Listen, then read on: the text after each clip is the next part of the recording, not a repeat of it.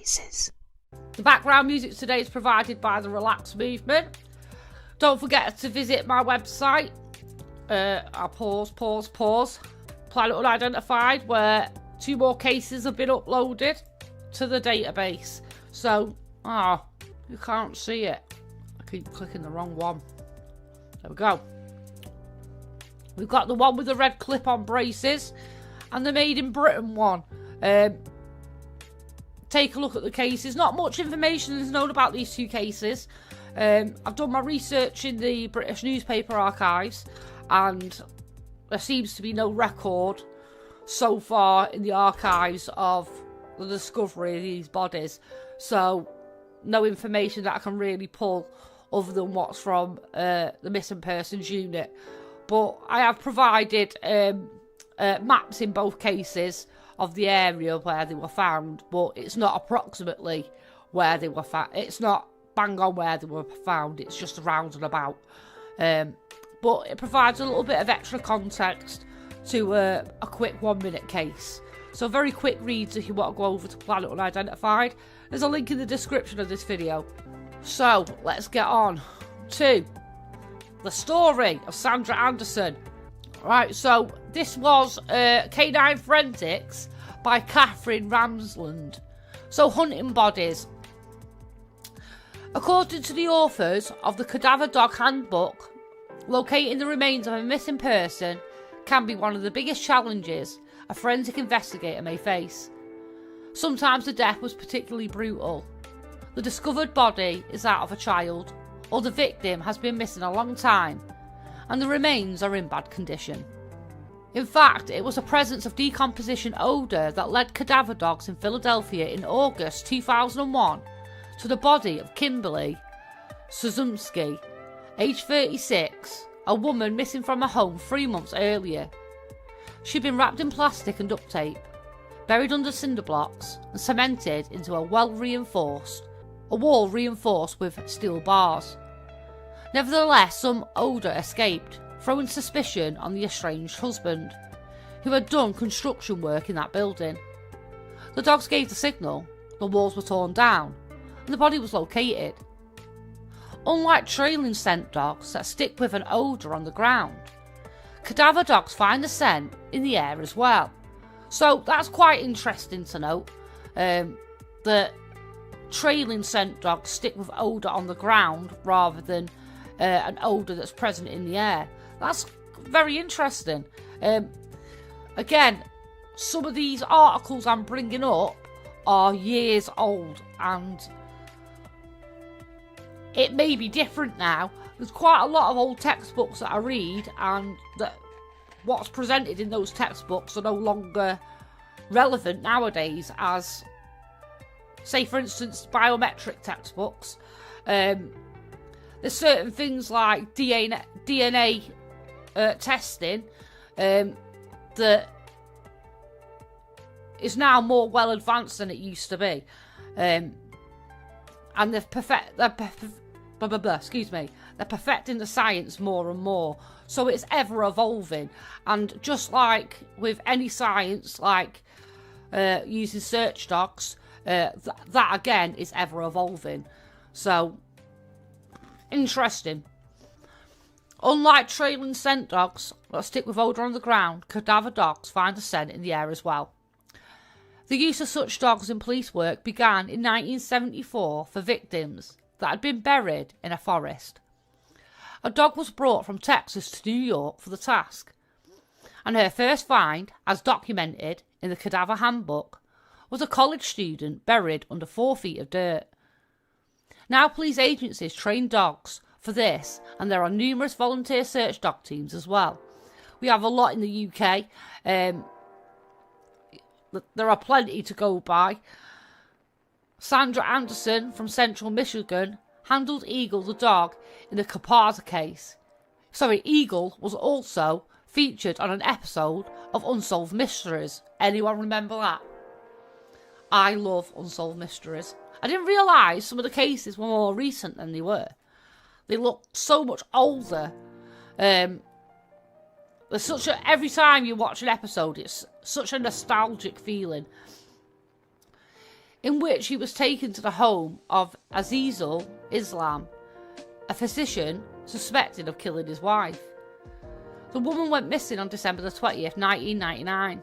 2 days later, part of the woman's body were found in a dumpster and a field. Apparently feeling confident, Islam allowed a search of his home. Anderson noticed strong bleach odours everywhere, and she feared that this would hinder Eagle's work. However, the dog immediately gave the signal on a paint roller and soon indicated that there was something associated with human decomposition on the floor that the doctor had been painting. It turned out there was blood in the paint, and it matched the DNA found on the missing woman's toothbrush. Islam was arrested and convicted of murder. I'm eating some Cheerios, give me a second. See, all of this information is extremely relevant. It's how people saw her. Anderson offered demonstrations of Eagle's uncanny abilities, and after one such demo, she agreed to an interview. Her work began when she was just starting to decide what to do with her life. She said, "I actually began assisting in the training of narcotic dogs as early as 1978 when I was 18. She recalled, "I needed some extra money and I've grown up with dogs. My father was a veterinary technician and one of the founders of the Anti-Cruelty Association in Detroit, Michigan. Of everyone I've ever met, my father has had the most impact on my life because of his incredible compassion towards all creatures, great and small." From there, I continued into narcotic training and obedience work. Around 1984 or 1985, the Mexican earthquake hit. It was a change for me because what I heard being discussed was the dogs that specialised in finding live people. God bless them. There are still dogs that do that. And I remember thinking, we have dogs that only do narcotics. Perhaps we should try to see how well a dog might do with only detecting human remains. That was the beginning for me. I went to seminars and ended up taking courses from wonderful people in search and rescue, as well as law enforcement and the military. They've all had an impact on where I am today. So, as we now notice there, she had big boots to fill in memory of her dad. He had somewhat a very notable career. I wonder if that affected her behaviour. So they said Eagle is a third dog to specialise in human remains, yet she's assisted in training hundreds of other dogs as well. Right now I'm working with 3 dogs of my own, in the hope that one of them will be successful. We've got Gator, who likes finding birds more than he likes finding human remains, so we don't know if he'll be successful. And I have a wonderful golden retriever crossbreed, a German short-haired pointer. They're all neck and neck, although I'm seeing a little more genius out of the retriever. While she does a lot of training at home, she also travels to meetings with anthropologists, pathologists, coroners, and medical examiners around Ohio, Michigan, and Wisconsin to continue her education. And she's the director of the detection division for Canine Solution International, which is located in Charlottesville, Virginia. It's an educational and service-orientated company specialising in consultancy work, Anderson explains, as well as offering specialist canine services to law enforcement and other agencies like narcotics, explosives, executive protection, forensics, disaster and missing persons. Death investigation for me is a full-time job, and sometimes it overlaps into the weekends. It's a commitment that one doesn't walk away from just because the clock or calendar says it's a certain time. Asked what traits she looks for in a dog with potential for this work, she lists 1. A sociable temperament. I don't have the time, energy or respect for a dog that is unsociable or shows any aggressive qualities. I'm not adverse to mixed breeds. The apple fell very far from the dad's tree then, didn't it? 20 years ago, I think the pedigree meant that it does these days. There are reputable breeders, but there are also breeders who aren't.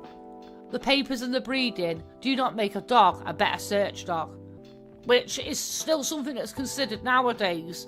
They say the dog is just as good as a trainer. Well, that's really it. 2, high hunt drive. If I throw a ball in some tall grass and the puppy won't come back until he finds that ball, even at 8 weeks of age, he'll make a good search dog. Imagine just going out there, just lobbing a ball into the openness and going, go find. And I was like, right, 8 weeks, I'll just wait. I'm going to wait now. See if my dog comes back. Focus. While he's hunting for that ball, if a car backfires or I clap my hands, he won't care. He's got a job to do. Well, that means you haven't got much control over him, doesn't it? You're supposed to be handling the dog. Did people have some questions for this? Retrieves a toy. That means I've got a reward system already. Well, some people question the reward system. Some trainers use a toy rather than treats. Rather than using food to reward a dog, which dogs are funny little creatures, you know. They can play games with you. They pretend to be ill. They may indicate that they've got a hit just to get a treat. You want to eliminate that. So some trainers use toys. So if a dog gets a hit and does well at their search, they get to play with their toy at the end of it. Simple as that. It's a more sustainable. It's not like they desperately need their toy more than they need food. So I think it's a good reward system that they use. But I think training differs from country to country, police force to police force. And then you've got private companies that also do it. I'm looking for my Cheerios.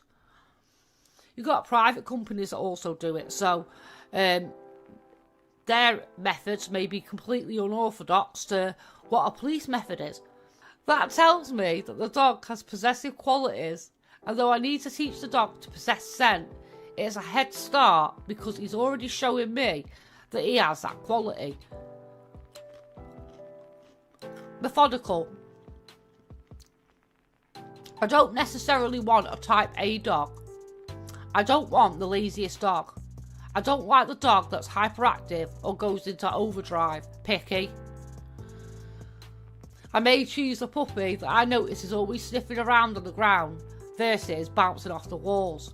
Well, I would hope you would, because that's the job you're expecting them to do, right? That's what you're training them for. I don't ignore the dogs that's sitting under the table watching everything. There's a lot going on with a dog that watches other dogs. Oh. Whatever. She feels strongly that a dog needs to have these skills and to want to give it its best effort. With the level that I work at, it's a needle in a haystack. It's difficult and time consuming, but the victim deserves better than adequate. To test for these traits, Anderson will do several different things. She says naturally we'll use a toy like a ball to test for hunt drive, and we'll just walk among the puppies and clap our hands. And if any run away or don't hunt for the ball, we put them aside. They won't have the traits we're looking for. If any puppies are shy, they won't have it. We can't make that better. Why can't you though? You can't make a dog more confident. She then says, then once we get the litter down to 1 or 2, and sometimes none, we bring out a large box containing very smelly human remains in some state of decomposition. Remember that? She had access to decomposing human remains. Remember that. She gets this from an anthropologist or pathologist. Then we watch the dogs for a certain attraction or for being averse, which a lot of puppies are. We won't even look at the dog like that again because it's not going to outgrow that. If we have a dog that smells a box and doesn't want to leave it, even if we make noise or walk away, if he's obsessed with it, we probably have a winner.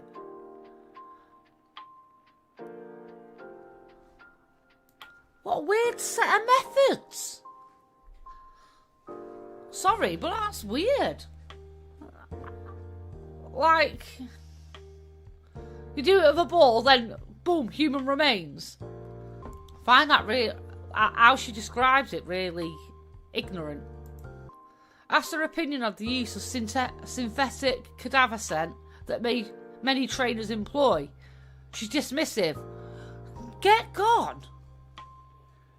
I think that until we're out there looking for pseudo people, we're kidding ourselves using those chemicals. Well, I think her opinions on that have gone out the window. As a matter of fact, she said, anytime there's a chemical that I can use to start a fire, something's wrong, because I've never been able to start a fire with human remains. That's stupid. When have you tried to start a fire with human remains? Excuse me, what? I have a real problem with it. And I think that a lot of dogs have problems in training because we've become such a fast food society. The dogs are bad in training because of fast food. What am I reading? What am I reading again? Whatever the quickest way to train the dog is, the way we go. That's not a good idea, I know, from experimenting with numerous dogs over the past decade. Like if I put out cadaver chemical pseudo scent and I have an arson dog along, the arson dog will find it.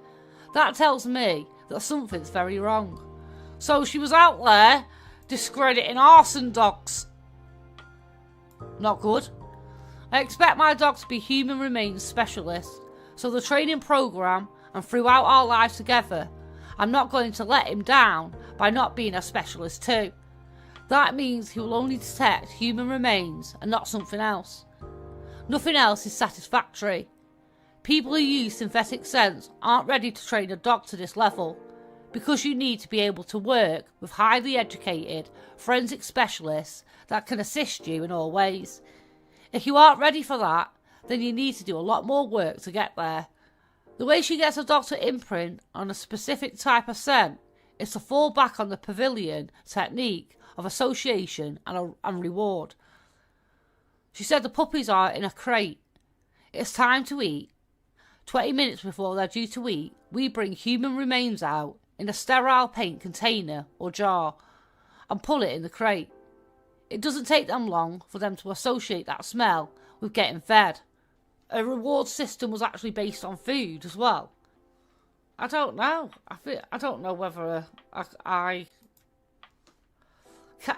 whether I'm catching what she's throwing there, to be quite honest.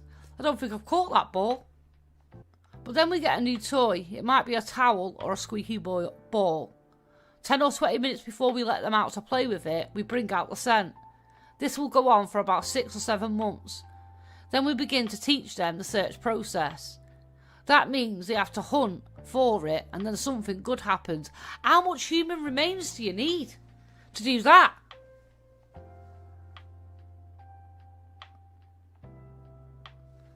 Then in about a year, we go back to imprinting on skeletal remains.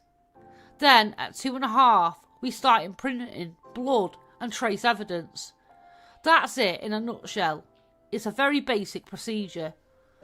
When on a case, Anderson takes the dog out and looks for specific behaviours that indicate that the dog found the target scent. I expect a bark. If I don't have a bark, he's not the target.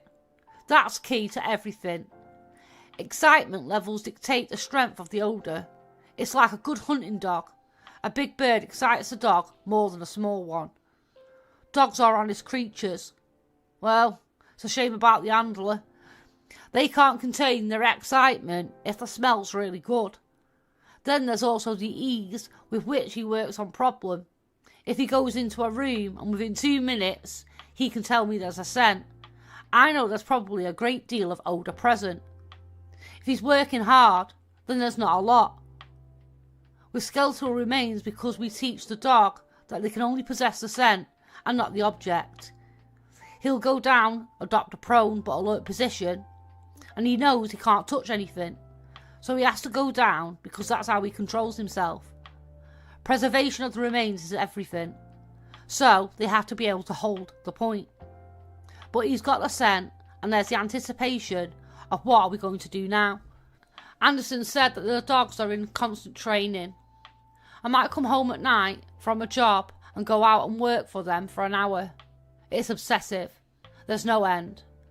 There's scent work, and then there's obedience and manners, and handling planes, trains and automobiles. He has to learn to be a good dog while somebody's eating dinner, and when the place is noisy. There are also many parts to the training process. Given how complex and demanding the training is, inevitably there are problems. She said most dogs fail the programme because they can't differentiate. At around 1 year of age, we start introducing distractions, sometimes earlier depending on the dog's progress. Some dogs just like dead raccoons, better than bodies. Some would rather find a hot dog than a body. Some would rather find a tennis ball. So when we encounter any of that dog's probably not going to make it through the training.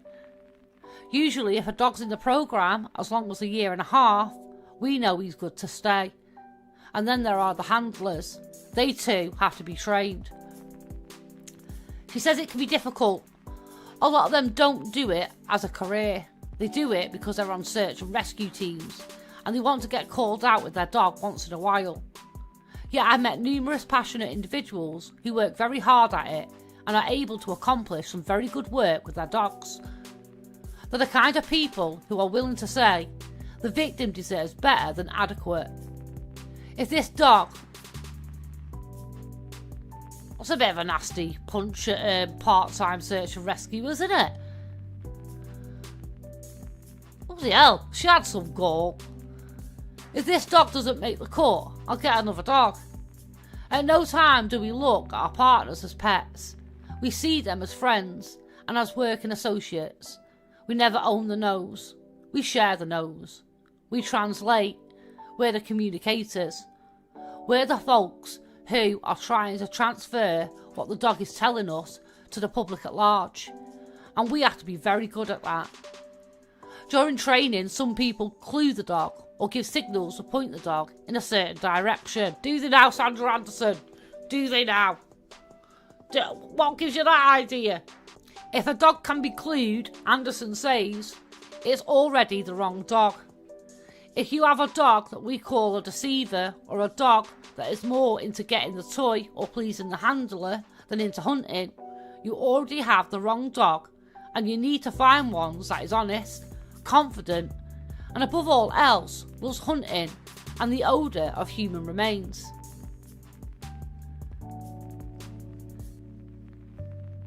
I don't know, you know. I don't know about the method of getting them hungry for human remains. I find that extremely dangerous. I have no experience in handling dogs, so if anyone has any experience in handling dogs, is that a method they use? It's quite worrying. If you look at a really good hunting dog, there is nothing in the world that is more important to that dog than finding the pheasant or the quail. You could have a tennis ball fall from heaven, but nothing is more important than finding the bird. We're hunting human remains, but we still have to have all the same energy and desire as those hunting dogs. I would say you're searching. She points out there is a difference between an ordinary cadaver dog and a dog like Eagle, who is a human remains specialist. Oh, not like those cadaver dogs trained in cadavers. So I'm guessing they do it a completely different method. If they've replicated the scent of human remains, which is, I think I remember extracting, doing a mad experiment at a school about extracting smells and stuff like that. If they can manage to replicate that smell and it works perfectly fine, why not use it? Why use this method? It seems disrespectful and weird. A human remains specialist is not a cadaver dog. Calling it that is like calling the best investigator in the world a security guard. You know what, if that still came round my house. A cadaver dog will find anything that is actively decomposing. A human remains specialist will only find human remains, not just in the decomposition stage, but also the skeletal and trace evidence stages. Or what if they're frozen then or concealed? Or they're in a dry area where it reduces the decomposition. I call Eagle a death investigator dog. It was a human remains specialist a minute ago. He lost a little cadaver dog at a 4-month-old. From among my personal choices, a dog like Eagle is about 1 in 1,000. It's like finding a great painter or a concert pianist. In 3 years, I've probably tested over 30 dogs for myself. None have made the cut. There are thousands of cadaver dogs around the country, but if you want to know about human remains specialist dogs, from very strict testing procedures, we know that amongst dogs that have been evaluated by my company, CSI, we've passed only 8 rock-solid dogs. Not every dog can do this, but the need is great, and for that reason we cannot lower the standard. I feel strongly that when people lower the standards by telling an agency they can do something that they can't, they give a family false hope. This girl has the audacity. Remember these words. Remember these words, right? You think the words that she's saying is bang on right, you find out what she did and you'd be like... It's like a burglar telling you to lock your doors and then coming to rob your house by smashing your window. When you find out what she's done, you'd be like, no. How can you talk like this and then go on to do what you did? Talking about giving the families false hope. The woman planted evidence. That's what she did. She planted evidence, planted bones. What she did was unforgivable, and it's the reason why she got a prison sentence. But when I read how she's so judgmental of other people, and she went on to do what she did, it's aggravating. It's frustrating. Saying you might be able to do it is cruel. But saying that you're definitely going to do something is cruel when you can't 100% deliver those results. That's one of the biggest things with search and rescue. No one can guarantee when someone is missing that that missing person's going to be found. You can't guarantee that until they found them. Simple as that. There'll be people out there that want to sell their ability or the product that they use to try and push their service or their product to these families of missing people by saying that they'll definitely be able to find their missing loved one, and they can't fulfill that promise. That causes far more damage than preparing a family for the outcome of where their loved one might not be found. It's not about being cruel, it's being realistic and setting the standard. It's not... I don't believe no one ever wants to say that to the family. Nobody. Not even the people that lie to the family and say, I definitely can find your loved one. They say that in movies or on Broadchurch or something. Didn't David Tennant say that on Broadchurch? I will find the killer. I'm telling you, I'll find the killer. And he just fucked up the last case because they were all shagging about. I'm not being funny. But telling a family that you can 100% get a result is nothing but disastrous and cruel. We've got a bit of a documentary to watch on it as well, so you can see what Eddie looks like. Eagle. Sorry for calling him Eddie. I'm not implying someone's dog at all. I'm just saying that I got Eagle's name wrong. It's a lovely dog though. I'll say that. Anyway, where are we up to? I've seen where dog teams have come through and told an agency that an area is all clear, meaning there's nothing there. And then guess where I find it? Right there, where they said nothing was. She has the gall, the ball, the ability to say this. To say, oh, they're not there. There's no evidence there, but boom, I can do it. Well, you can't do a job as good as me. Turns out she was planting evidence, though. You know, that's why she was so confident in such a sentence. Absolutely ridiculous. To find own self be true. Don't do a job that you can't do. I feel like I've just rapped that. To find oneself be true. Don't do a job that you can't do. Me do's and me don'ts. If you have a cadaver dog, great. That's important. Oh, she's so belittling, isn't she? So belittling. But you should always be progressing it. If you can't progress it, then be honest with the agency using you.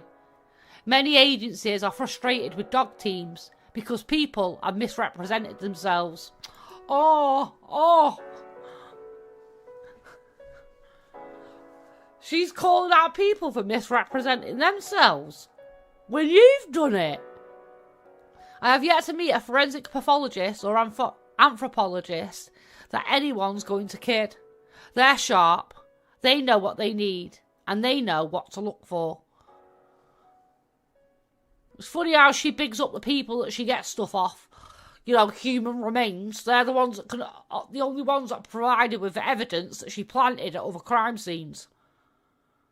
Not only is she shitting on everybody else in the industry, here she's bigging up the two people that she ended up shitting on anyway by planting their bloody cadavers. And when I say cadavers, human remains. People's loved ones. She scattered them around like she was playing Crazy Bones.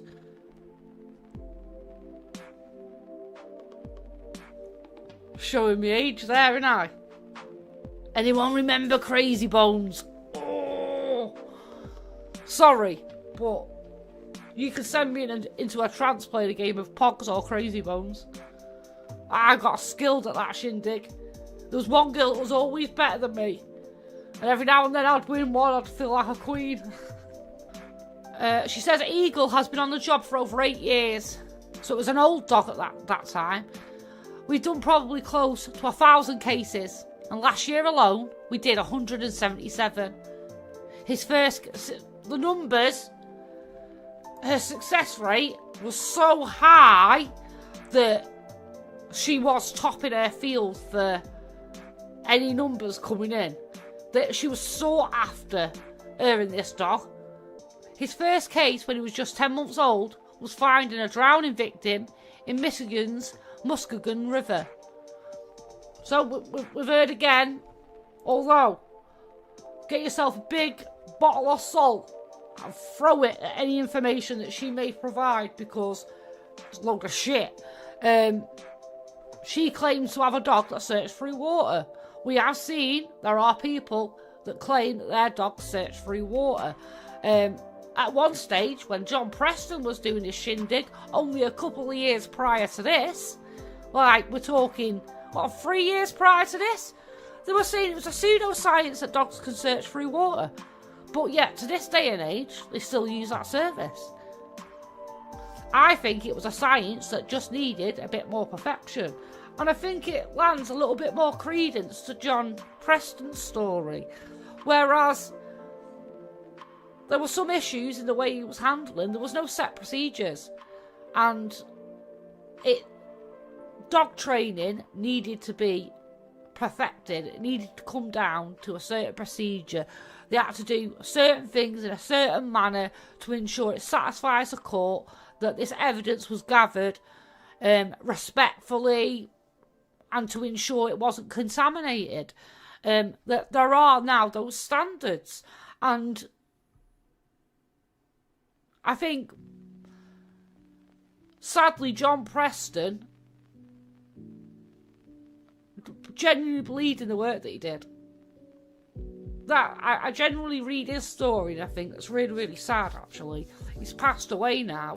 I wonder what he would have thought now, thinking, wow, Look at all these dogs searching for your water. I told you they could do that. They called me a liar. They said that wasn't true. But people do that. And so he was one of the first founders of dog handling. And I think it's unfair to expect him to be at today's standard. Sadnra Anderson, mind you, she is the one that will infuriate you by planting bones in shindig and teeth in walls. Right, yeah, teeth in walls. Right, just found a load of random teeth in a wall. Right, she's like, oh, got another clue. We'll hop on to our next case. Off she went to another one. 177 in a year across the United States. That's how many cases she was doing. She was going above her means, and they knew it. And there would be a police officer that would be hot on her trail. But like I say, with John Preston, I think it's only right to give him credit for some of the work that he did. In my opinion, his expertise was in question, and his dog caused some issues at crime scenes. Like I say, that standard wasn't really there, and they had to set a standard. And sadly, he was a man to step over the boundary for him to do that. I don't think there was any intention by John Preston to be that person that sets that standard, to be quite honest with you. He just wanted to ensure that his dog was doing the best job possible. And I don't think he's a bad person in the world of dog handling, to be quite honest with you. Yeah, there's some mistakes, but I think he worked his way through law enforcement because he loved what he did. And I think if we were to judge him by today's standard, it would be completely different. We'd still say, what the fuck's your dog doing? Pissing on a bloody crime scene, for God's sake. You'd still say that, but I think some of the other claims they called him out for. So it was just one of those things where it just didn't add up. But Sadnra Anderson's case is just extremely brutal. She says, we've been out for 3 days and the sheriff asked if I could use Eagle. I said he was only a pup, but he figured we had nothing to lose. Within about 15 minutes, see, timing is everything. It has to be quick, in quick succession. In about 15 minutes, Eagle had run up to his trail to this little cliff, literally jumped off the cliff and dropped about 12 feet into the river and started barking. And there was a body. At that moment I thought, wow, he's really good. In water, he's a natural.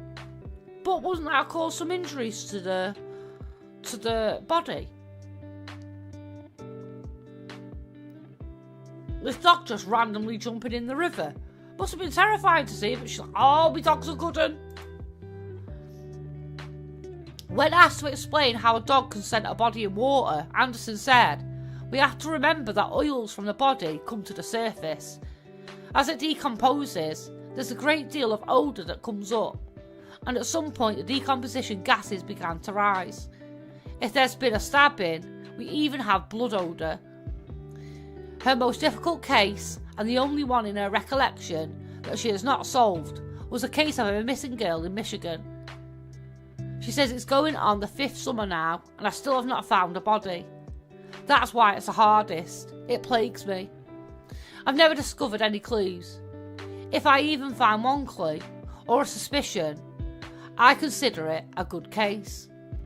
On this case, we have a murderer in prison that admitted it, but he couldn't remember where he put the body. I spent my days off, infrequent as they are, trying to find her. I've committed to her family. She's a victim and her parents need closure. I have the talent and means to give them that. No one else is going to give them that body. It's going to take someone just finding her while they're out walking, or the dog. No matter what line of work these dogs are trained for, it's clear that they've become essential to a forensic investigation. And that's still true to this day. Essential to forensic investigation. Halfway through this, there's like a mad buzzing sound. It only goes on for about 20 seconds. It's like a fan going off in the background. It's the run of the tape. Do you know, this is on an old tape recording, obviously. You can hear the tape running. It doesn't go on for very long. An incredible true story of how man's best friend became investigators' biggest enemy. The dog takes off and boom, suddenly they've got evidence in their hands. A world-renowned canine team. Police say a cadaver dog actually led them to the home's basement. They were legendary crime solvers. But then, a sterling reputation begins to tarnish as the investigators become the accused. And I'm looking at the other police officers with me, thinking, did you just see what I seen?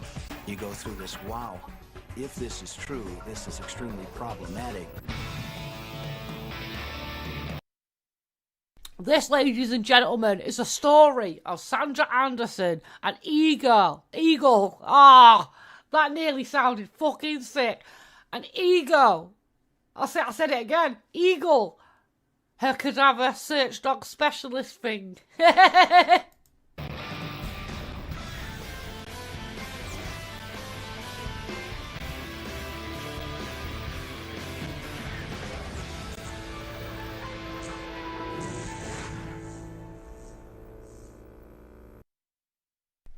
Tell me you don't remember the Investigators series. These series were brilliant.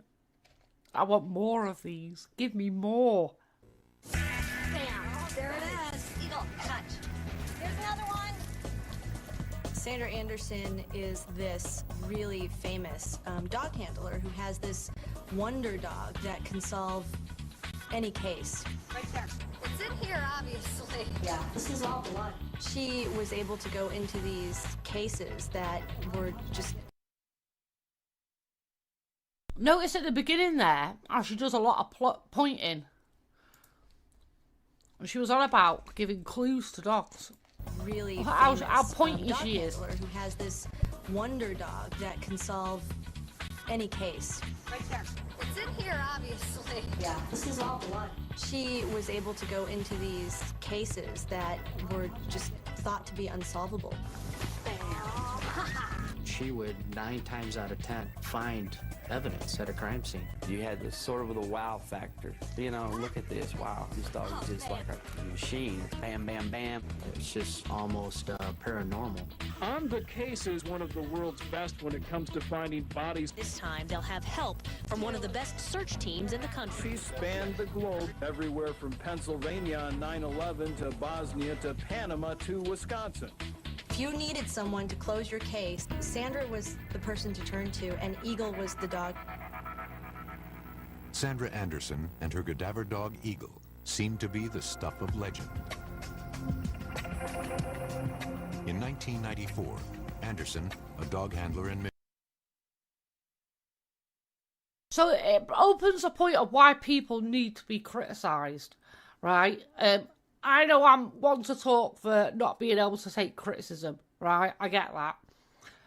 But in this case, when we're talking about experts provide their testimony to courts. They provide evidence to the courts that can incarcerate someone for potentially their whole lives. And in some cases in America, they can face a death penalty. And there is a genuine need for people to be able to question experts and to argue their point. Arguing someone's point is beneficial to perfecting a service or a science, and I just feel like we're restricted nowadays into doing that. Michigan rescued the Doberman mix from the pound and started training him to detect human remains. Within 5 years, Anderson's recruit had become an apparent prodigy. The pair made headlines in the missing person case of Sam Conja. Mr. Conja was a businessman local to the Detroit community, had disappeared. His vehicle has been recovered. His remains had never been discovered.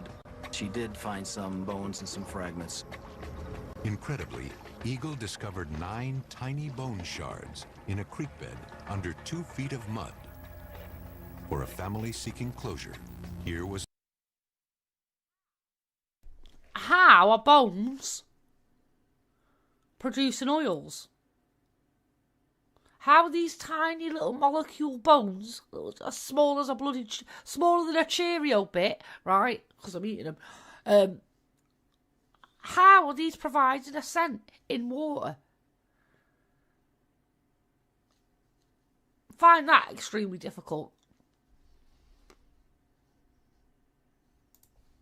some solace. 5 months later, Anderson and Eagle were called in on another high-profile case. A man named Azizul Islam was suspected of killing his wife. Friends and neighbors have left flowers of condolence at the Islam home, stunned by the unthinkable violence police say may have happened here. The Azizul Islam case. This was a horrific case. Wife comes home over Christmas one year to finalize the divorce and disappears. Human limbs were found in a dumpster behind a Dearborn restaurant. A torso was discovered in a field near Toledo, but police haven't yet found any head. Police needed proof of Islam's guilt, and Anderson delivered. Police say a cadaver dog actually led them to the home's basement. There they found the concrete floor had been freshly painted. And right away, Eagle starts indicating to Sadnra. The dog alerted on a freshly painted area of the basement floor, as well as a mop and a bucket. And when they do the testing, they find that, in fact, there is blood underneath that fresh paint. The dog also alerted on a washer and dryer, and there was a saw blade with dried blood on it. Police believed they'd found the tool used to dismember the victim. It looked like Anderson and her wonder dog had solved yet another case. Within weeks, they were on to an even bigger challenge. We knew the woman's body had been dismembered and dumped in plastic bags into the Wisconsin River 2 months ago. Now, try and remember some of the details of the case. The fact that Sadnra Anderson was getting hit after hit after hit. And even in some cases, these hits were like unbelievable. Like bone fragments in water with a dog. What kind of scent has that dog got? But they found blood on that saw blade. we learned this. All of the skin has been meticulously removed from the victim's face, head, and neck. The defleshing has left the victim faceless, thus making visual identification impossible. They're trying to figure out who this woman might be. They do a facial reconstruction. They eventually get a tip that this is the cousin of Peter Kupaza. 7 years ago, the emotionless school teacher came to Madison from Eastern Africa to marry and find a better life. Now he stands charged with one of the most brutal crimes in recent Wisconsin history. The police need to prove that he killed her somewhere on his property. Anderson and Eagle went to work. And according to Sadnra, Eagle is indicating that there's blood all over Peter Kupaza's apartment.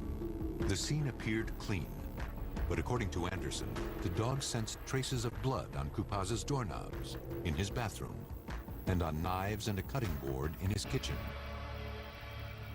Peter Kupaza was charged with murder. With the case supported by the testimony of a dog, Eagle needed to prove his credibility. First one I'll be using is going to be beef blood. And so they do this demonstration in court to show that Eagle can, in fact, tell human blood apart from other blood. The prosecution bloodied 3 cloths, 2 with animal blood, 1 with human blood. And they have Eagle choose the handkerchief on it with human blood. Eagle passed the test, becoming the first dog in U.S. history who might be called an expert witness in a case.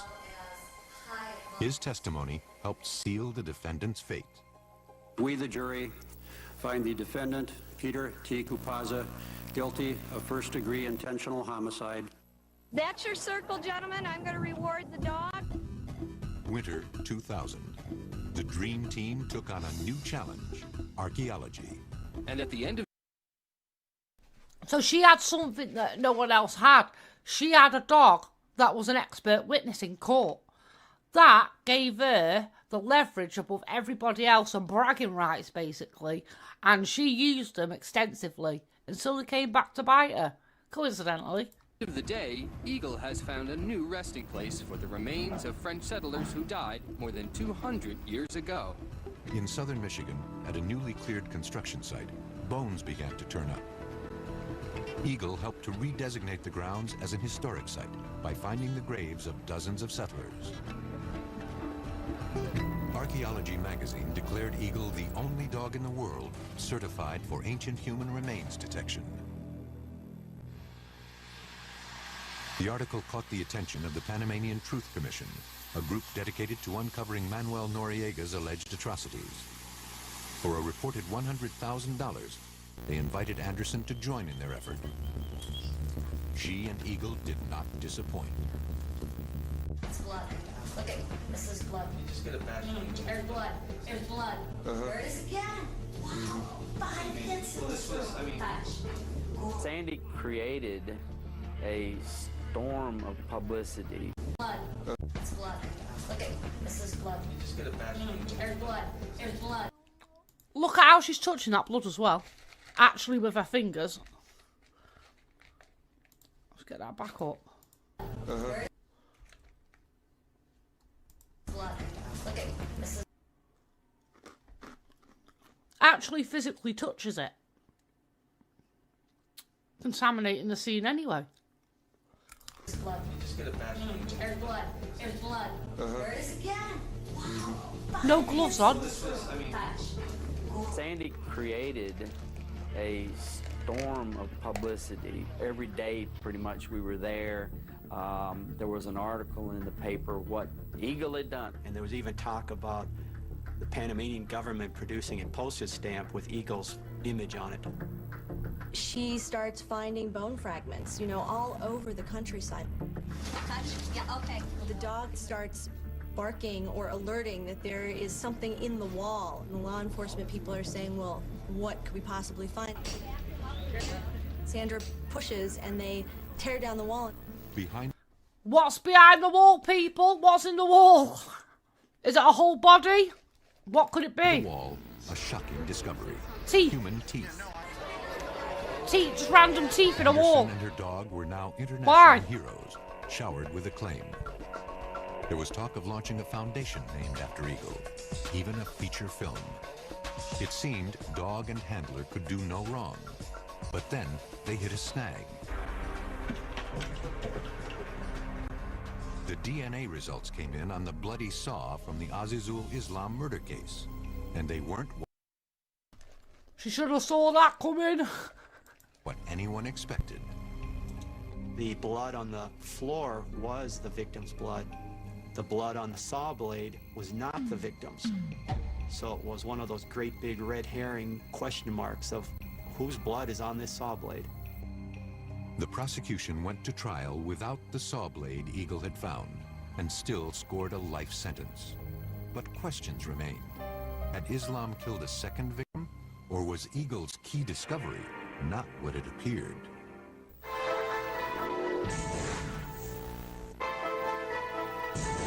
Here comes that mad buzzing. It'll go off very soon. In the field, Sadnra Anderson and her cadaver dog Eagle demonstrate an astounding ability to find even the faintest traces of blood and human remains. But in the crime lab, the puzzle pieces don't always fit together. In the Azizul Islam case, the saw Eagle found is shown to bear the blood of someone other than the victim. In the case where he found bone shards in a creek bed, when the DNA results come in, investigators get another surprise. It was discovered that this was not, in fact, a match to the bones of Mr. Kanja, and now we have a second quandary to find out where that bone came from and who else may be missing. Investigators believe that Eagle is so good, he's found the remains of a victim they aren't even looking for. Anderson. So not only was this dog completing cases, like to near enough 100% standard bar one case, it was completing cases they weren't even on the radar for. So it was going above and beyond. Well, or so they said. Anderson and Eagle continue to be in high demand. Their next case takes them in search of Stephen Clark, who's been missing for 3 years. Police believe they know where he's buried. She goes onto the grounds of this industrial area, the business property of Stresscon, with Eagle. Amid 33 acres of rubble, Eagle homes in and finds 3 bone fragments. But once again, DNA testing shows that the bones aren't from the victim. In fact, they're from 2 different people. On their next case, the mystery only deepens. The body of Elizabeth Coots is... Now we're into 4 people. The bone fragments in the river, the blood on the thingy, on the saw, and then 2 more there. Been missing for a year when the family calls in Eagle and Anderson. And hopefully, with a little help, I think, from above, we can give some closure to this wonderful family. Sure enough, Eagle scores a grim find, a finger bone. But as it turns out, it belonged to a man. Once again, Eagle's discovery seems to make no sense. Now we're on to 5! 5! 4 different cases, 5 different people that I'm not even looking for. That same month, no bullet, no gun, no shell casing either, and no witness description. It's been a weekend of many questions and few answers for the Lansing police. Bernita White's body Back had been again. left in plain sight, but the bullet that killed her is nowhere to be found. The 2 dogs had completed their search. All the lab personnel were on their hands and knees searching. That soil. And then lab Ooh. personnel went over that entire area again with metal detectors. And they didn't find anything. So then they decided to contact Sandy Anderson. In less than 5 minutes, Eagle does it again. A spent round. But there's no blood on it. This extra layer Now finding bloody bullets! Used bullets! of mystery to a mystery that already exists. They're already trying to solve a crime, and on top of that, now they have this, other stuff that just does not fit into the case. Gotcha. That same summer, Eagle seems to outdo himself. Eagle, show me. With a case as cold as they come. 20-year-old Sharita Thomas had been missing for 21 years. In 1980, it was initially a missing persons complaint filed by Sharita Thomas' fiance. Her vehicle was found on the side of the road. Witnesses show that a gentleman in a blue truck pulled up to give her some assistance in getting her car going. She got in the truck and has not been seen since. Police pursued lead after lead, all of them false. Finally, after years of wild goose chases, Sergeant Alan McGregor went back to square one. We go back in the old files and we realized that probably the initial suspect back then was Jimmy Nelson. Nelson had a blue truck, and he also matched the physical characteristics given by the witnesses, and he did live within a quarter of a mile from where Sharita Thomas's vehicle was recovered. He had hunting property approximately 1 mile from where Sharita Thomas's car was found. It was a very large area. We had narrowed it down to... Like at this point, there was multiple cases with... Like you said, there was one mystery, and their mysteries had doubled. They couldn't present certain evidence at court because it didn't match what they believed happened. So she put a lot of things into question. And like I say, the findings of Eagle were not making sense. Approximately 2 football fields. Well, if you ever heard the saying, like a needle in a haystack, I think this was tenfold that. It was 21 years since Sharita Thomas was last seen, so we knew we were up against some pretty stiff odds going out there. But the FBI gives McGregor fresh hope. courtesy of a famous dog and handler who had earned the Bureau's trust. The FBI had used Sadnra Anderson previously to this, and they said that she was the best in the business. From June 2001. So even the FBI makes mistakes. We saw with John Preston, he was working close with the FBI as well. We've seen other dog handlers go over to the FBI. Oh, here in the UK. 2002, Anderson visits the Huron National Forest 5 times and turns up an apparent windfall of evidence. Every time Sadnra Anderson come up here, she'd find bones, human bones. She would find more bones than a barbecue. She would find pieces of clothing. Like the whole case was come together. There's a lot of jubilation. The culmination of 20 years of hard police work is coming to fruition. Just a matter of matching the DNA up and making the arrest, and we had this case done. Slam dunk. But months later, investigators are in for a huge disappointment. The results come back as these bones do not belong to Shrita Thomas. In fact, the bones came back as different DNA from each other. Again! Unaware of Anderson's Just random bones, getting bones from everywhere. previous troubles, investigators give her the benefit of the doubt and start searching for a logical explanation. We looked in the archives and found out that there were 3 other missing people up in that exact area. 2 young girls from 1969 and a young man from the early 1970s. We found a necklace that had some type of hair on it, and that hair turned out to be mink hair. One of the girls was wearing a mink coat. So now all of our cases over all the years are coming to this one spot here in the Huron National Forest, and Sandy's finding evidence for all of them. Basically, you know, we're thinking here we got a serial killer body dumping ground or something in the middle of the Huron National Forest. Bam. Good boy.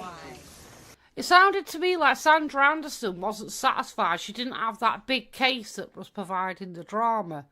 And in this one, the drama was getting juicy.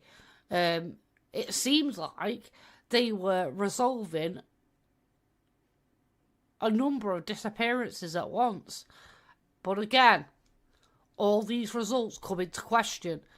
I think she was hungry for some type of fame and she was never satisfied in that. Maybe she couldn't live up to her dad's standard. For one, he respected animals. Okay, the cops are not talking to each other in a lot of the cases. You know, they're sort of dealing with their own mess, you know, that they've been left with. But that's about to change, with a case in Proud Lake, Michigan, that started with a robbery confession. The criminal informant led the deputy out to this area, and this is where him and the other main suspect had placed the cash registers. Then, the informant reveals a bigger secret about another suspect, Robert Pickering. The criminal informant then elaborated that his partner in crime had confessed to him about killing a person and burying the bones. But he doesn't know where. I got a big one there, huh? So we contacted Sandy Anderson, and on the first search, she found human bones. First search. Any investigator would tell you. Again, every time she went on a case, it was quickly, within minutes.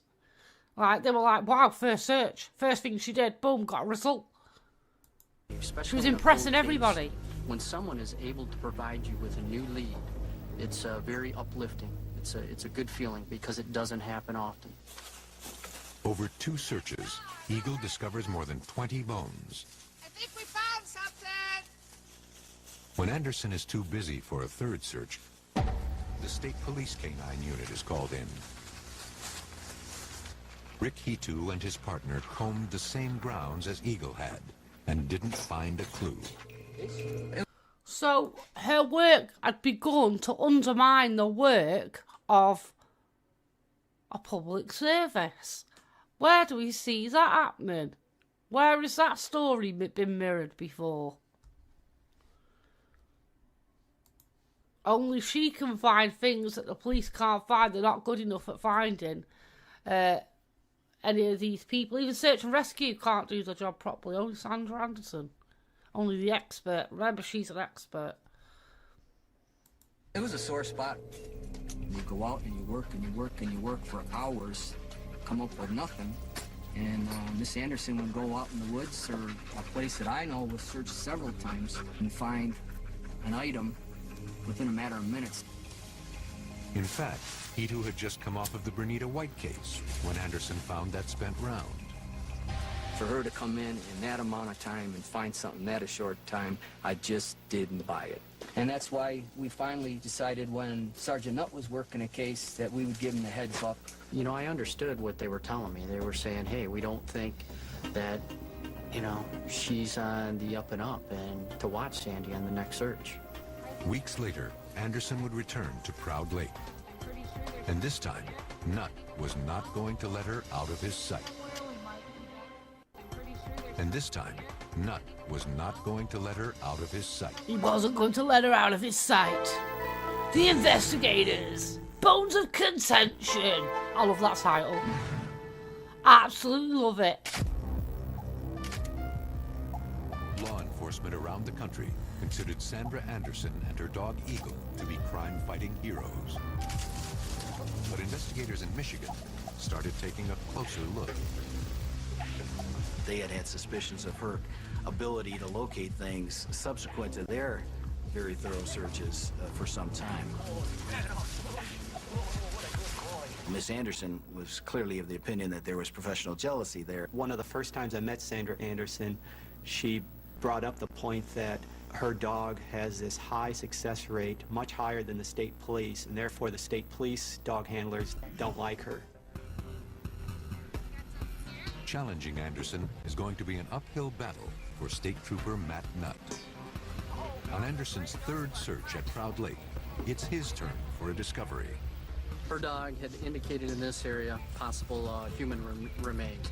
I was right here to her right, and she brushes her leg. That's when I seen a bone fall out of her pant leg. And I'm standing there going, I can't believe I just seen this. I just seen Sandy Anderson plant a bone. Can you imagine how your heart would go in your mouth? You'd be like, oh, the fuck? And there was a woman that was like, listen, let me at her. Give me 5 minutes alone with her. Let me at her and see what she does. She's a good one. But no one can back him up. There's at least 4 or 5 other police officers, and everybody's watching her left finger. So she uses distracted the others. She uses a distraction technique. So look at this hand. Look at this hand.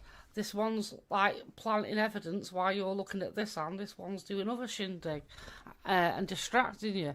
Well, the sleight of hand trick is a jobby that's been used by con artists and frauds and thieves for a very, very long time. There's all different methods that they use, from how they can conceal the price of things, or they conceal certain actions. Magic tricks are a fine example of distraction techniques. A fine example. You know, almost like a magician would do. And I'm looking at the other Backs police me up. officers with me, my other colleagues, Brat, brat, brat. thinking, did you just see what I seen? But no one did. The others in Nutt's task force, federal agents, state and local police, all dismiss his claim. When we had our debriefing, I kept shaking my head saying, you were right next to me. The reason they doubted me is because Sadnra Anderson's huge reputation, and they knew that these were major allegations, and it would be a major undertaking to investigate it. So there's one thing. It was a major undertaking to investigate it. And he said she used like a sleight of hand trick. He must have felt so alone in that. But there would be someone to take his side during this. Nutt launches a one-man mission. I was on the phone talking to other investigators, going to their police departments, sitting down, discussing cases with them that Sandy had worked on, looking at their evidence that she had submitted. You know, what did you use Sandy for? Did you notice anything unusual? Other investigators are incredulous. You go through this, wow, if this is true, this is extremely problematic, but how could this be going on when we've heard such good things about Eagle and Miss Anderson all this time? Anyone who is going to say this woman is planting evidence is going to be risking their own reputation, because if they're wrong, it's very serious. And they know that, and they are sticking their necks out on the line to do this. There are cases all over the country that will be affected by this. They trusted her, and they had a lot invested in her as far as when she submitted evidence in their cases. So they had a lot to lose. A police officer out in Wisconsin made me aware that if I would have contacted a few departments out there, that they would be contacting Sandy Anderson and saying, hey, watch out, because this state trooper in Michigan is investigating you. The deeper Matt Nutt dug, the more heat he took. It's almost as if the other law enforcement officers on that team were taking Sandy Anderson's side. Most of them kind of gave me a cold shoulder, and it was very stressful going into that office every day.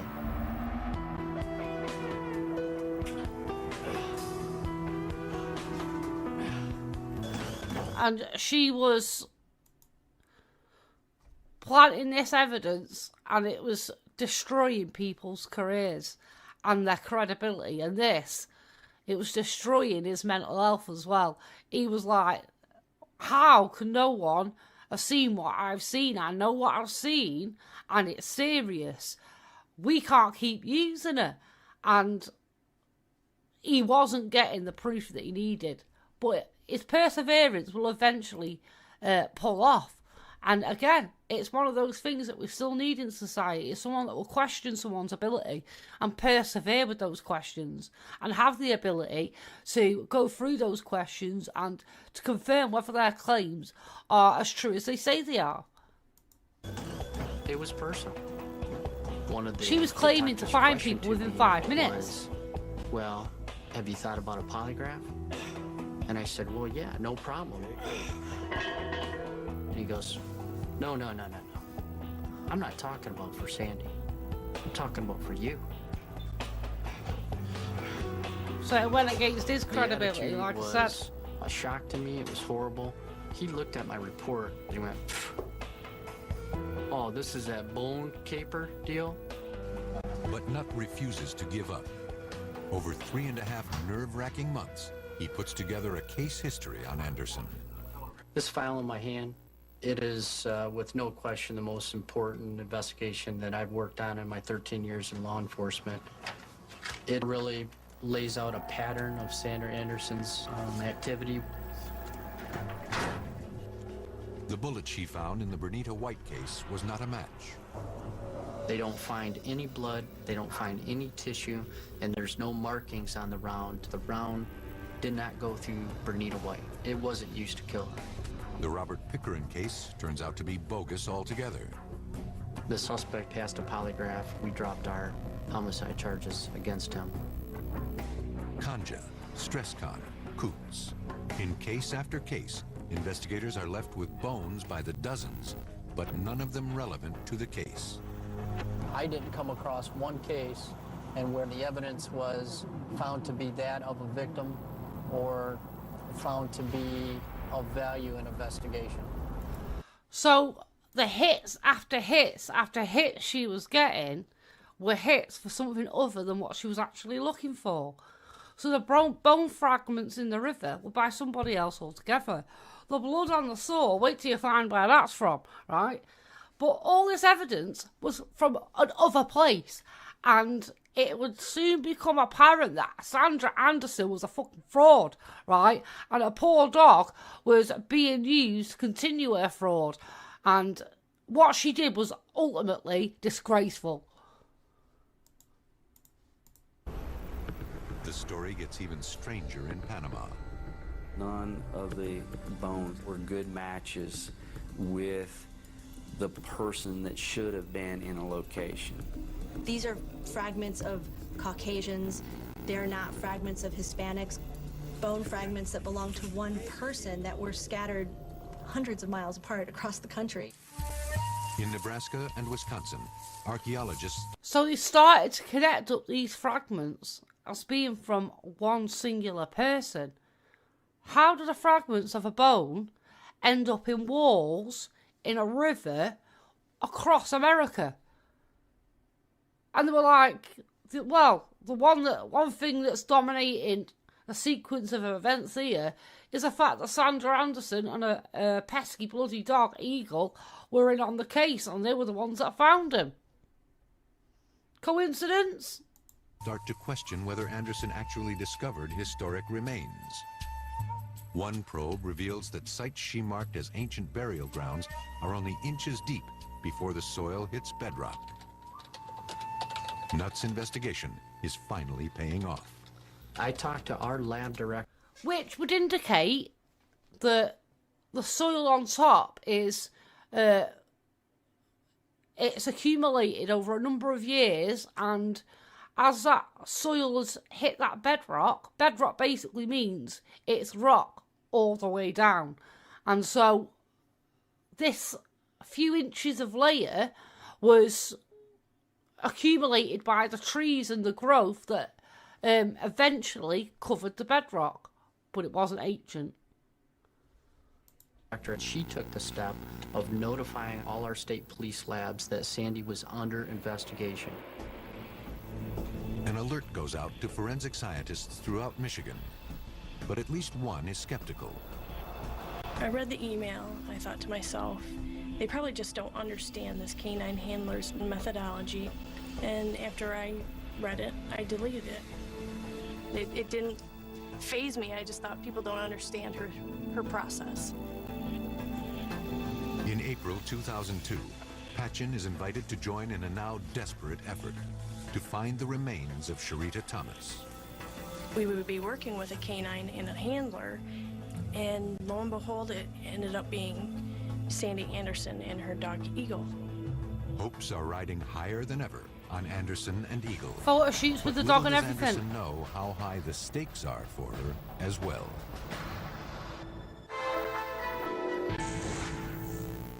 Bones of contention. Spring of 2002. Unaware she's being investigated, Sadnra Anderson is summoned for a search in Ohio. There's an automobile crash, no driver with the vehicle.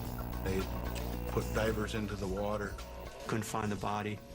So the family of the victim contacted Sadnra Anderson, came down, walked around the water a little bit, pointed to an area and said, "My dog is telling me that there's a piece of the body right down there." And she produces a toe. A toe, a human toe. With the skin, toenail, everything intact. And they take the toe and they think, okay, well now we have something to start with. 2 weeks later, a surprise. The body surfaced, had its shoes on. The body is then taken to the coroner's office. Had its shoes on. No toe was missing. It was examined, and it has all its toes. Okay, we have 11 toes now. Again! I mean, what is another going on toe's here? she's just finding shit. Other accidents. And it gets more and more ridiculous. We don't have anybody that was any rescue calls where somebody may have been mowing grass and got their foot underneath a lawnmower. We don't have any of that. Right? But we've got a human toe that we don't have any idea where it came from. A week later, Anderson and Eagle are back in Michigan, working the case of missing 20-year-old Sharita Thomas.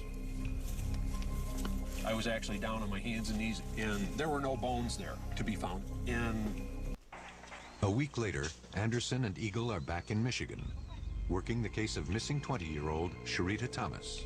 Back on the case of Sharita. I was actually down on my hands and knees, and there were no bones there to be found. And all of a sudden, when Sadnra bends down to tie her shoe, now there's a bone there. Anderson calls Jennifer Patchen over to another site the team had already searched.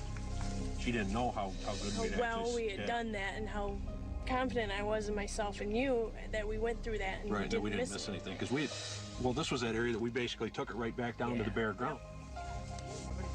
And I looked down at the pile that we'd already sifted through. She said right there that there was probably what I described as 2 quarter-size pieces of material. Looks like carpet fiber. And I thought, I didn't miss that. There's no way I would have missed that. She's like, they may have questioned her. I was all rooting for this girl, and she goes and double crosses me. Not having that. Where before there was none. Nothing like a woman Suspicions are scorned. mounting, but nobody's sure enough to officially point the finger. I was awake most of the night that night. I'm thinking something's not right here. How am I going to confront a woman that's known worldwide for recovering bones and cadavers and stuff? The next morning, David and Patchen resolved to keep a close eye on Anderson. Shortly after lunch, we were checking an area where Eagle had, what Sandra said, alerted several times that morning. And all of a sudden, like somebody flipped the switch. I hear some shouting. I look over. She said, oh, look, you found a bone. I said, because I just saw you put it there. Yes, I did. I saw it. Jennifer Patchen caught Sandy Anderson red-handed planting a bone.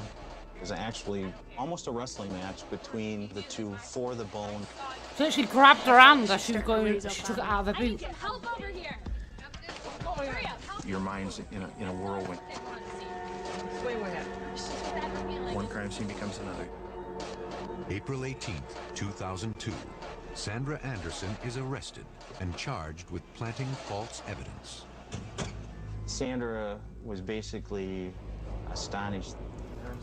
Like I say, she had worked on around 1,000 cases. This put every single case that she worked on into question. She said, you have no idea who you're dealing with. Ego. How dare you do this? You know who I am. The world was going good, and then all of a sudden there's a disaster. There's very much of a piece of me that did not want to believe it. It's a horrible moment for really everyone who's worked on this case.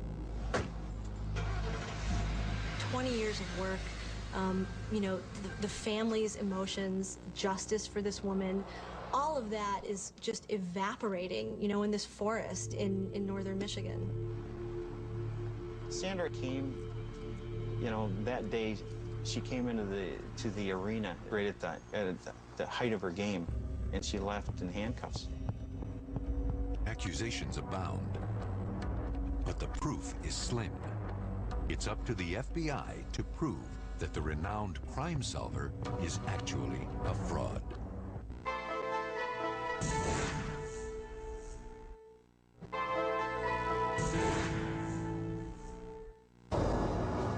Years ago, Michigan's Sandra Anderson and her acclaimed canine Eagle found a small hand bone. It's now part of a federal investigation. A state police investigator saw Sandra Anderson plant a human bone at a crime scene. She's charged with planting human remains during searches for missing people in Michigan and Ohio. I can remember the day that I got the phone call telling me that Sandy Anderson had been arrested. I had been under so much stress for 4 months and taken so much heat, and it was just a vindication. The challenge now, to prove she did it. Sandra Anderson's resume claims that she has worked thousands of cases all over the world. There's a good probability that she planted evidence at other crime scenes. This is going to be a big case with lots of tentacles running out. Marthaler has his work cut out for him. We would need physical evidence. So the first thing we did was search Sandy's house. I've been on many search warrants in many bad parts of cities. Nothing compared to the disarray that we saw at the home of Sandra Anderson. I remember one of the lab techs coming out, gasping for breath, saying, "It's bad." She had 7 dogs in such poor condition that the Humane Society had to come in and ultimately put down 2 of those dogs. We had... Like I said, her dad had respect for dogs, right? The fact that these poor animals lived how they did was just beyond a joke. It was so cruel. Like they said, they had to put them down. Found various pieces of evidence, bones, human bones.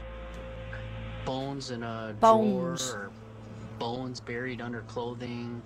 Where'd she get these bones? That's the question bone that I've been asked collector. over and over and over again. Where did they come from? Cadaver dog handlers have access to training materials through various sources. It may be a mortician, maybe a medical examiner. I guess she had a very good network. It's now up to the FBI lab to make sense of the evidence. There were several thousand bones. Bone fragments act like a jigsaw puzzle. If we could find bone fragments at Sadnra Anderson's house that physically matched up to bone fragments found at the scene, that would be overwhelming evidence. But That would be Anderson isn't overwhelming. going down without a fight. She's got a lot of friends in law enforcement, and she can count on them for support. The day after her arrest, out on bail, she contacts detectives from an old case. Call But in the they're old suspicious dogs. and decide to tape the conversation. The last 2 days I went up out of the goodness of my heart to do a search. And because things aren't matching up, they're pulling me from the case because they think that I'll start crying if I even say it. They think I actually planted evidence. I think she was, at that time, panicking. I'm not going to deal with this. I have a 20-year impeccable career. While suspicion grows, Anderson's supporters rally, including families of the victims she and Eagle tried to find. Where have we heard this story before? You can almost, apart from the planting of evidence, you can almost switch up the story to a completely different situation. I'd have her back in a heartbeat.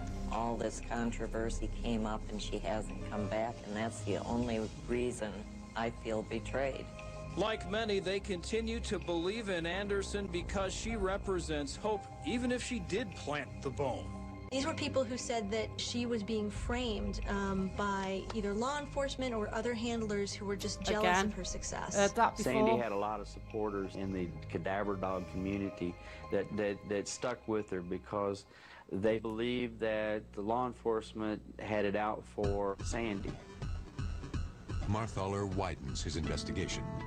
To all law enforcement around the country, that if they used her, please notify us. I received 47 replies.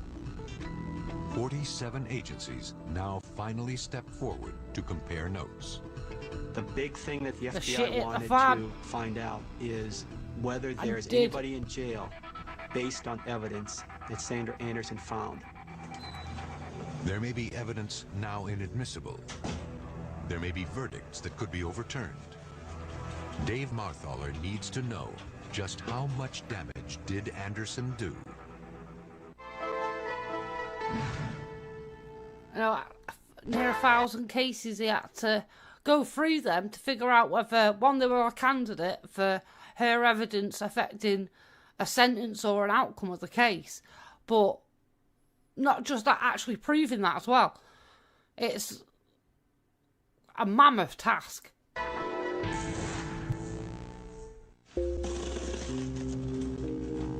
Day by day, the evidence against Sadnra Anderson mounts.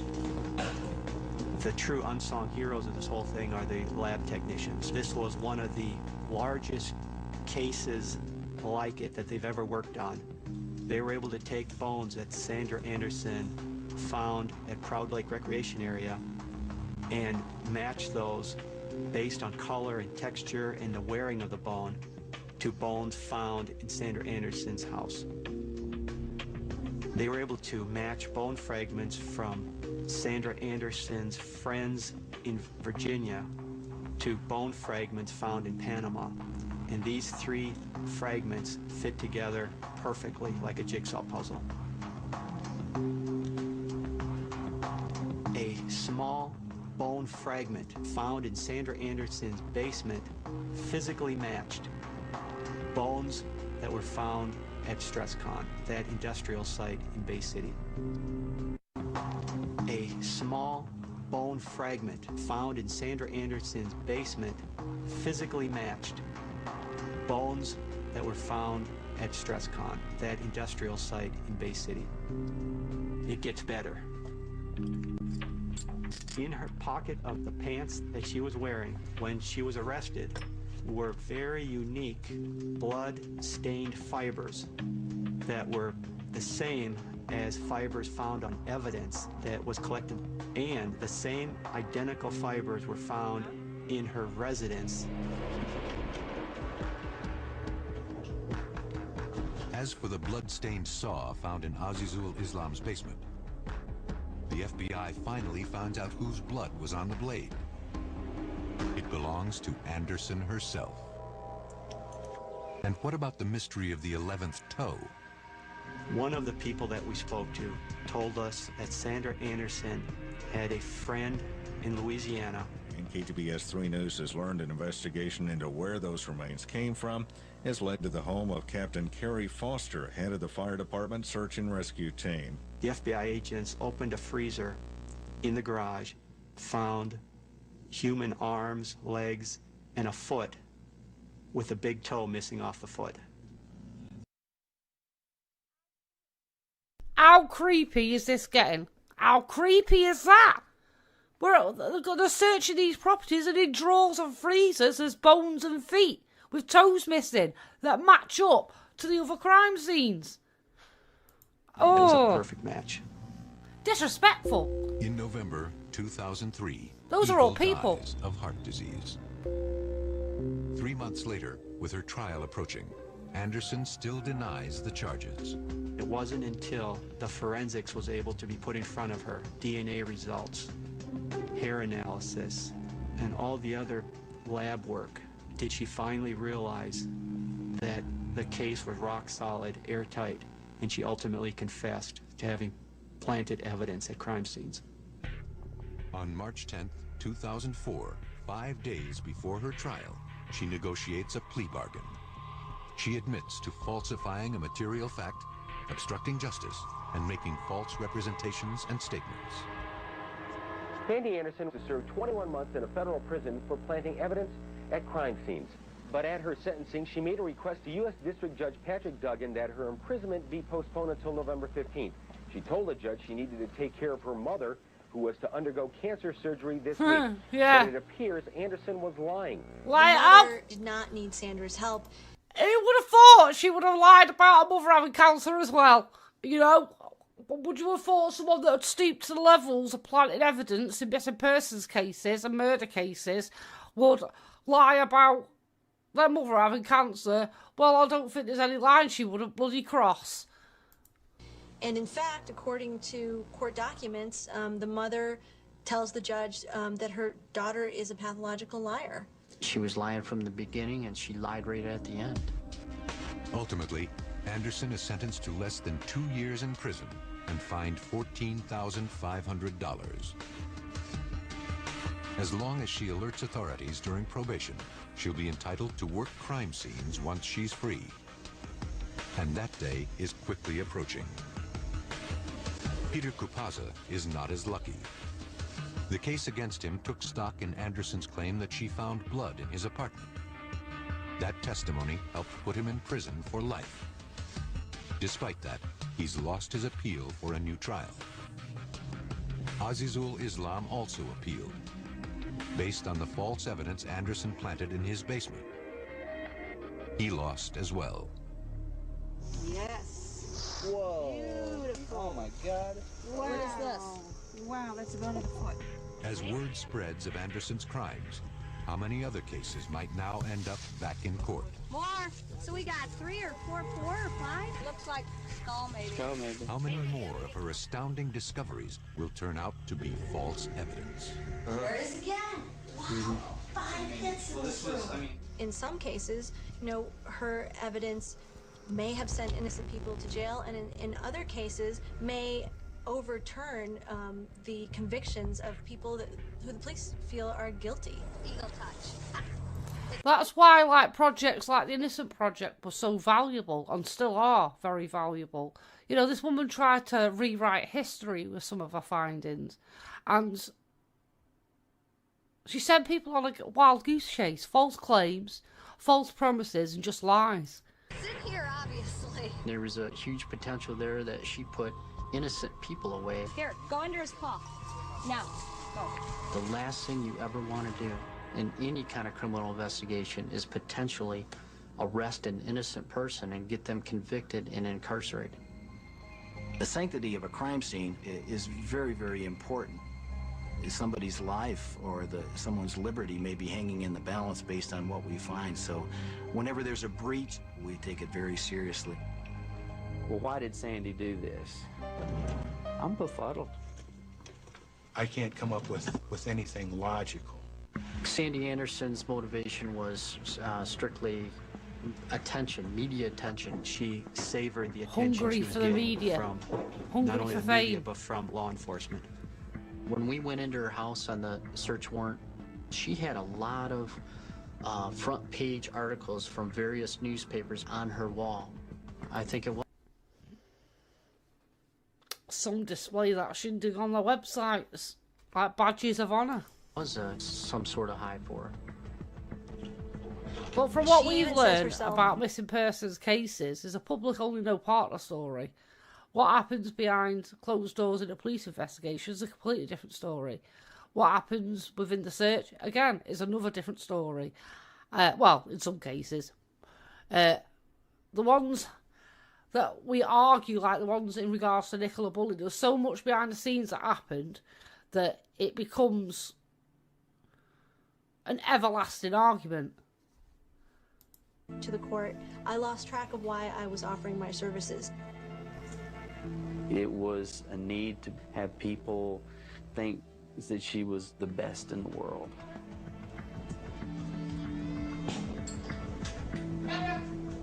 She was sweeping in, able to solve these cases, able to give closure to families. The true victims in this whole episode are the families, cases all over the country with similar stories where the families had their hopes up. We're telling them we're going to bring closure to you. We're going to bring your daughter home to you. And then we have to call and tell them that we've all been taken by Sadnra Anderson.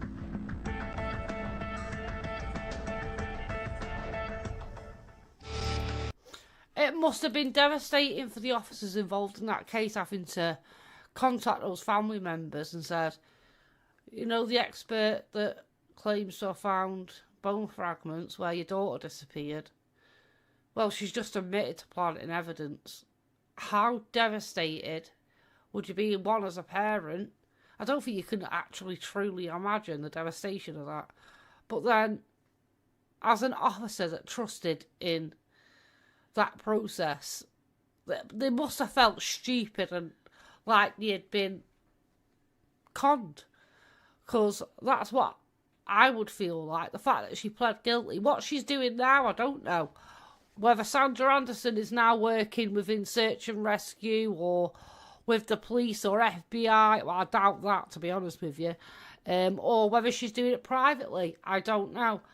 But her story is one that still needs to be echoed, because there's always people in social media and involved in these searches that claim to be something that, quite realistically, they can't 100% guarantee. Like they'd find your loved one with a certain device, or they'll be able to solve a case, or they'll be able to get a witness. Those things are not guaranteed. If it was guaranteed, 9 times out of 10, those cases would have been resolved to get them out of the way. And they cost a lot of money, and it takes up a lot of resources and time and people's work to resolve these cases. So when you get someone coming in bragging that they're better than everybody else and only their techniques work better than everyone else, and it turns out They were completely lying, planting blood, planting bones, planting toes and teeth in walls. Sounds absolutely nuts. But this is what this woman done. And she had drawers of bones. It wasn't how she treated human remains was just as bad as she treated her dogs. And I just find that absolutely disgusting. But again, a story I wanted to share with you. A story of Sadnra Anderson with a good old throwback there from the investigators on CBS. Oh, no, Court TV, sorry. Court TV. Back in the day, one of the good channels on Sky. And an article from crimelibrary.org, Criminal Mind Forensics Canine. I'll provide links in the description of this video once I've edited all the breaks and the intro music out. But yeah, thank you very much for watching. It's been a good stream, and I'll catch you all next time. When a question isn't answered, when a mystery appears, when you lead with suspicion, when you do, you're so bad.